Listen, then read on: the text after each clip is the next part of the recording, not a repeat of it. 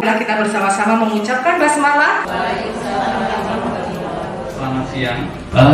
Sebelum kita mulai, alangkah baiknya kita sebelum mulai ya, saya mau disclaimer dulu. Saya mau memperkenalkan dulu, mengingatkan dulu bahwa satu masih apa sih namanya tuh melantrum gitu loh, letargis gitu. Analoginya, kalau kita habis kehujanan masuk rumah, yang pertama kali dilihat itu muka apa kaki? Nah, jadi kan nggak mungkin ya. Bayi juga gitu. Kalau misalnya kita nerima, ini dulu. Bukan gini, jelas ya? Diganjal bahu. Terus dihisapnya mulut dulu, jangan hidung dulu ya.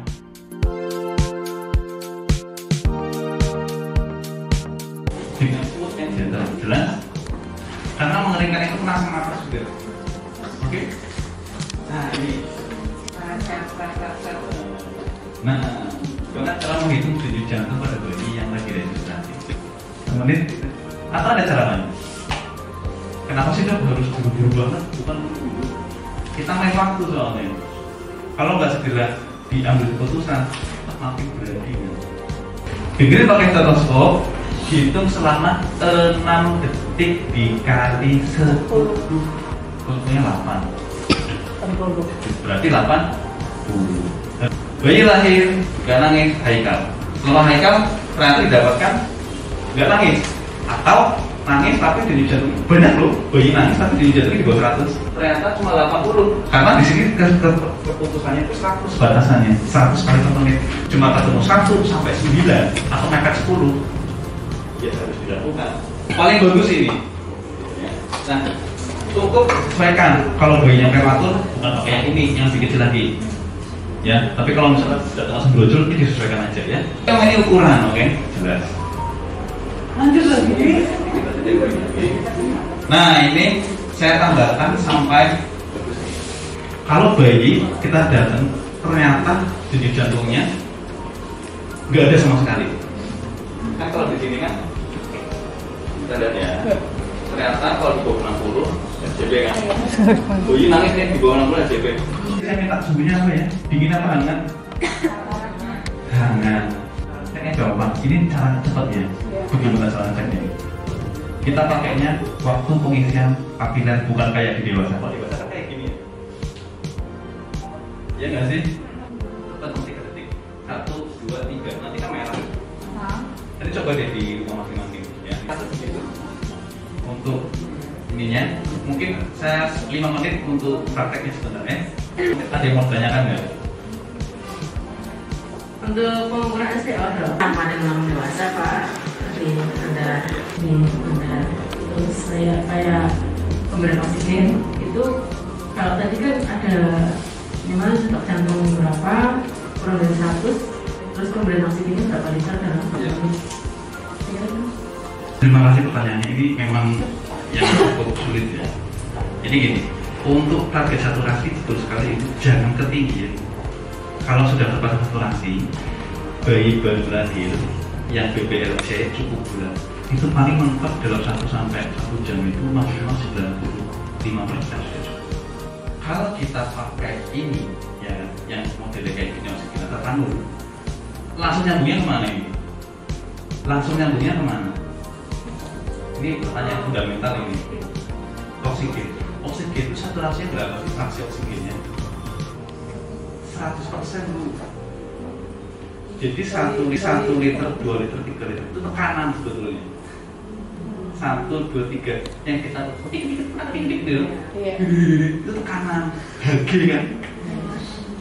Berarti bukan untuk naikin oksigen, sebenarnya bukan naikin saturasi ya, bukan. Pernah dengar FiO2 nggak? Pernah dengar kalau pas merujuk nanti dapat dokternya dapat arti dari SPA. Oh FiO2 nya 30. Kan kita pakai kain toh dengan selimut ya. Itu bawah sudah ada apa? Alasnya yang hangat ya. Pada saat kita terima, pastikan sudah ada ganjalnya sudah tersedia. Tadi udah dibilangin, bayi kanan itu belum terasfiksi loh. Ya kan?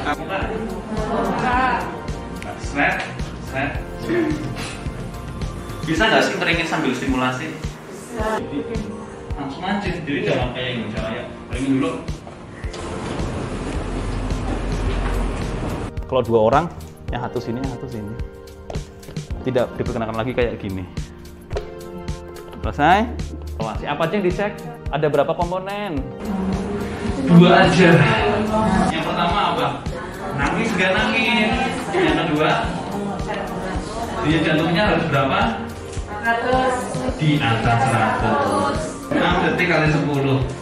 Ternyata dia 12 kali dalam 6 detik, berarti tidak boleh tekan nggak boleh, tapi tekan tekan segini, tekan persis kayak gini saya ngomongin. Oke, selama betul selama 30 detik, gitu ya. Saya rasa begitu cukup. Ya sudah ya. Kalau ada pertanyaan lagi mungkin setelah saya rasa begitu dari saya. Saya mohon maaf bila ada kesalahan. Kalau ada kesalahan mungkin dari saya sendiri. Ya, begitu. Saya tutup. Wassalamualaikum warahmatullahi wabarakatuh. Ya, terima kasih banyak dokter. Itu tepuk tangan untuk dokter. Jelas sekali penjelasan dari dokter Aji. Dari dokter Aji kepada dokter Aji SPOGM Plus, waktu dan tempat dipersilakan. Assalamualaikum warahmatullahi wabarakatuh. Ya, terima kasih untuk acaranya dari Puskesmas Dukuturi yang sudah pressing pikiran kita tentang objektifnya apa, definisinya apa, ideologinya apa, faktor resiko, pencegahan dan tata laksana. Mungkin kehilangan darah 500 pada persen vaginal atau seksio 1 liter pada saat operasi, itu masuk kategori perdarahan postpartum. sehingga kalau kita sudah berdefinisi sekarang adalah kehilangan darah dengan potensi mengakibatkan ketidakstabilan hemodinamik. Artinya apa? Begitu ada lahiran perdarahan tanpa melihat perdarahan berapa, tensi turun nadi meningkat, perdarahan postpartum. Jadi nggak usah dihitung, paham ya? Jadi kalau sudah 500 atau 1000, pasti sebagian besar sudah ada penurunan hemodinamik. Itu. Nah, faktor resikonya. Sebagai tenaga kesehatan kita harus mengetahui faktor-faktor resiko yang mungkin terjadi perdarahan postpartum, yang mungkin. Berarti kedeteknya saat apa? ANC. Kalau saran saya di puskesmas ada IUFD, cek CTBT, kan murah itu. Tahu nggih? Clotting time, bleeding time kan murah. Kalau yang bagus tuh PT, APTT, proton beam time, antitrombin time, itu kalau ada. Tapi kalau nggak ada, CTBT. Nek memanjang, rujuk saja. Paham nggih? Kalau masih normal, bismillah. Terus persalinannya lama. Ini pada saat intrapartum ya. Lama. Jadi sebenarnya kan nggak boleh ya, persalinan lama itu nggak boleh. Tapi kan kita tidak tahu. Dia datang ke kita buka 4, tapi katanya ngomongnya jam segini, kita nggak tahu. Buka 4 itu sudah berapa lama. Nah, itu harus diwaspadai. Nah, bisa mendiagnosis, bisa mengetahui bahwa ini kemungkinan akan terjadi perdarahan postpartum. Bagaimana? Observasi perdarahan pervaginalnya kalau udah lahir ya, nilai perdarahan pervaginalnya. Ini kan bisa dilihat dari apa? Dari pengalaman kita. Nah, sebagai tenaga kesehatan, ketika itu terjadi, siapapun ya, kan kita nggak ingin itu terjadi nggak? Betul ya? Itu harus bisa namanya airway, breathing, dan circulation. Itu apa yang dilakukan ABC itu? 1, bicara pada pasien. Bu, biasanya kan kita kayak gitu ya. Tampar apanya? Kita panik sih ya. Bu, nggak apa-apa. Biarkan dia sampai dia sadar. Jadi dia punya bangun, betul. Yang paling penting ini lah. Ini yang saya berapa kali saya edukasi itu. Kan jenengan sudah tahu tadi, antepartum, intrapartum akan ada rawan perdarahan postpartum. Jangan pakai infuset. Karena kita pernah berapa kali? Pasiennya gede mas. Bukan berarti, paham ya? Berarti apa? Pundus. Nemu seperti itu langsung saat itu juga. Jadi jangan terpana dulu. Kenapa?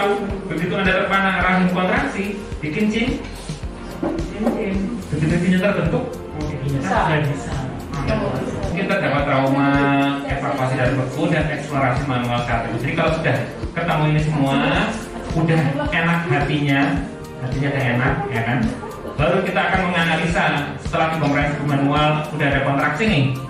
Baru kita menganalisa 4T. Dalam otak kita hanya 4T, ABC, 4T, ABC, 4T. Paham ya? Apa 4T yang pertama? Tadi kita udah bahas apa? Tonus. tonus. Berarti pertama kali Anda lakukan adalah massage. Oh, lembek berarti langsung di manual masukin oksi, mettergin, sitotek atau gastro dan sebagainya ya. Misoprostol lah intinya ya. Tapi atonian itu gimana? Nek hipotoni itu kita jadikan hipotoni. Nek atonia itu gak ada isinya. Kertas kayak kertas. Tumpul dan gak kuat bisa. Nek begitu jaringan gini. Hancur. Dan shock yang lanjutan ya, irreversible. Nah ternyata ketika kita massage bagus. Oh bagus nih. Gak apa-apa kok masih perdarahan ya, paham ya? Dari mana ya? Don't panic, berarti masuk ke T yang selanjutnya. Satu sesi di atas. Paham ya? Kenapa satu sesi di atasnya? Kalau ini luka, ada suntikan, ada jarum apa? Kalau ini lukanya di sini, ujungnya di sini, jahitnya di sini, gimana terjadi apa? Kalau lukanya ujungnya di sini, jahitnya di sini, ini marginnya di bawah sini ya. Kalau lukanya di sini, jahitnya di sini, terjadi apa? Oke. Gak ada apa-apa, keluar sedikit-sedikit ya. Nanti keluar sedikit-sedikit. Cek fundusnya. Oh, satu jari di atas pusat. Wah, ini saplatnya. Cek outlet-nya. Oh, nggak lengkap ya, udah mas. Ini nggak terlalu emergensi, bisa langsung dikirim untuk dilakukan. Oh, nggak seheboh dua ini ya, paham ya? Semuanya oke, perdarahannya itu waktu perdarahannya memanjang. Tahunya dari mana tahunya? CTBT tadi. Pastikan Anda siap untuk konsultasi sehingga pengembangan di sini nanti di puskesmas saran saya tetap di rapat konsultasi belajar sama dokter puskesmas kan ada tuh bagaimana caranya untuk konsultasi. Ingat ya, panik akan menyebabkan distract. Tapi kalau itogen prostaglandin happy, tahu maksudnya nggak? Kalau kita panik, orang ngerti apa-apa, bingung, perdarahan jalan terus. Konsultasi sama seniornya bingung juga, tidak tahu apa-apa, perdarahan jalan terus. Akhirnya dikirim dengan distract. Nah, mumet nih. Apa di balon kateter? Itu adalah teknik untuk mengisi volume di dalam rahim ini. Masukkan ke dalam. Saya sebenarnya ini ya, porsion nih. Masuk dalam sini. Itu taruh di atas. 500 cc kan ya, pasangkan, los, nanti dilos, nanti dilihat kalau tidak ada yang keluar cairannya, berarti itu mengembang di dalam, paham ya? Nanti akan keluar darah dulu, kalau ikutan itu keluar darah, dia mengembang,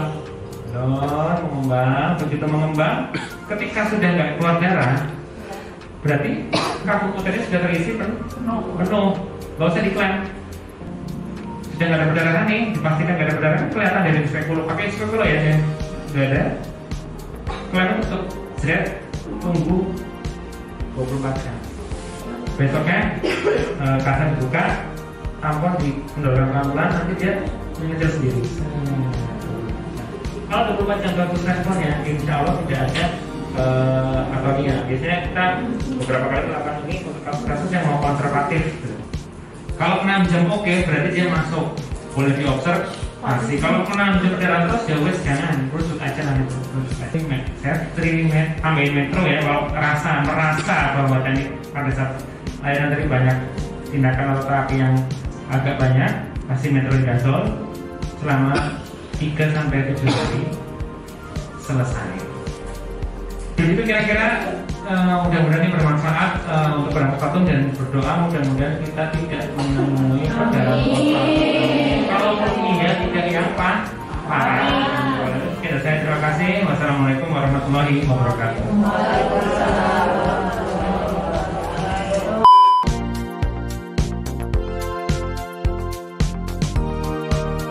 Preeklamsi, jadi hipertensi atau preeklamsi itu terjadi perdarahan postpartum.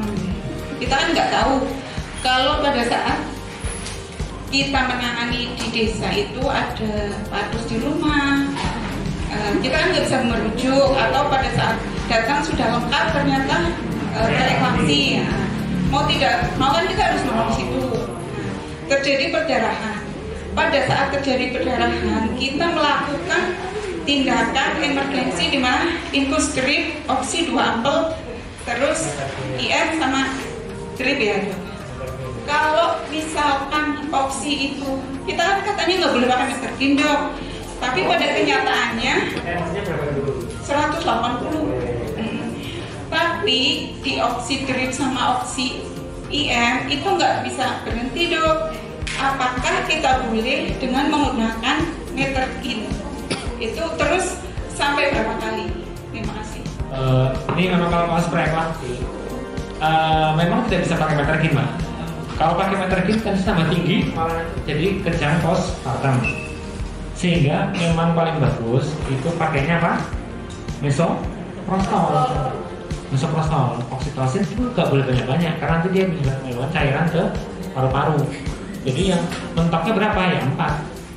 3-4 tablet itu masukin ke rektal, masase, masukin oksitosin. Yang kedua harus balance cairan, pasang DC. Kenapa? Kalau jenengan nanti nginfus banyak karena perdarahan, DC-nya nggak keluar cairan, itu urut juga posisi sudah kena apa namanya? Odem pulmo. Jadi sebenarnya parameter kalau preeklampsi memang agak rumit. Kalau DC-nya tidak keluar, Anda masih infus juga berbahaya. Sehingga paling bagus apa? Begitu masuk misoprostol, ini KIP ya, masuk misoprostol, KBI, oksitosin, dilihat tidak ada respon, itu sudah siap-siap langsung rujukan. Karena nanti kalau di rumah sakit kan ada obat-obatan untuk mengeluarkan urin dan sebagainya, balancer dan sebagainya. Kalau di daerah kan tidak ada. Jadi kalau menemukan seperti itu kan sudah ada pemikiran, oh ini preeklampsi, takut perdarahan, ya udah langsung sistem perujukan. Tapi jenengan sudah masukin misoprostol, infus 2 jalur dulu paling tidak, nanti di rumah sakit cairannya akan kita keluarkan. Itu diuresis, takutnya nanti masuk ke paru. Jadi yang terbanyak itu kita kira kirimannya kebetulan sudah ada odem paru. Kenapa? Infus banyak masuk, betul memang ABC-nya, tapi ini preeklampsi. Dia bisa saja urinnya tidak keluar, berbahaya. Pasang DC, infus, masukin misoprostol, ya, oksitosin, rujuk. Kalau preeklampsi kayak gitu aja. Dokter Agung, ya, ini pengalaman saya. Ya. Ada bayi dengan kondisi asfiksia sampai dengan konsul dokter dinyatakan boleh pulang. Tapi setelah 1 minggu kok bisa terjadi icterus neonatorum yang grade-nya itu sudah grade 3. Bolehkah kita memulangkan pasien yang sudah dipastikan asfiksi sudah teratasi? Apakah ada selain dari kondisi fisik yang kita amati secara fisiknya, selain dari itu sampai icterus neonatorum? Jadi sebetulnya perlu dikonfirmasi lagi ya Bu ya, itu asfiksinya di skor berapa? Tadi kan ada elemen penilaiannya itu adalah terbagi menjadi 3, ingat nggak? Yang 7-10 berarti dia tidak asfiksia. Kalau ringan sedang itu kan misalnya 5-6 atau 4-6.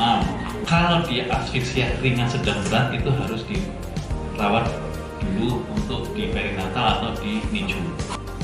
Pertama itu adalah hemodinamik airway. Itu kegawatannya mencakup menit sampai jam. Tadi kalau anak itu asfiksi biasanya nggak nyampe 1 jam meninggal. Kalau ada bayi riwayat asfiksi bertahan sampai 12 jam 1 hari, itu udah nggak ngomongin asfiksi lagi. Artinya apa? Kuning yang tidak terjadi kurang dari 24 jam. Syarat lainnya, kuning yang normal itu bayinya aktif.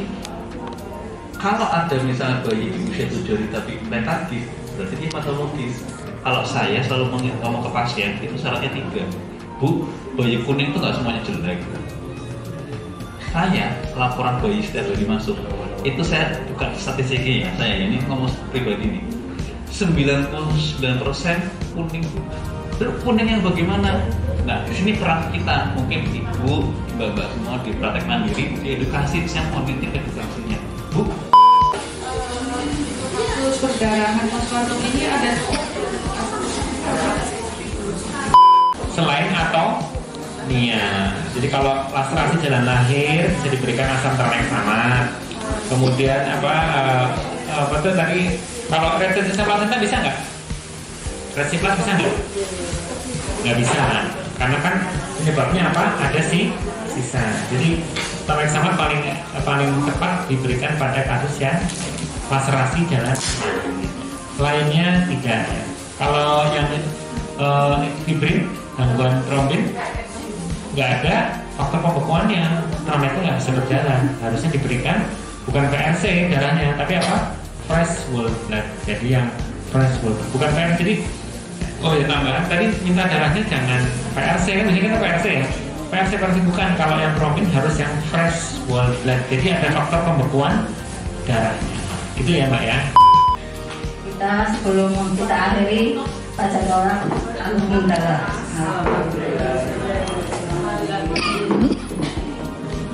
Wassalamualaikum warahmatullahi wabarakatuh.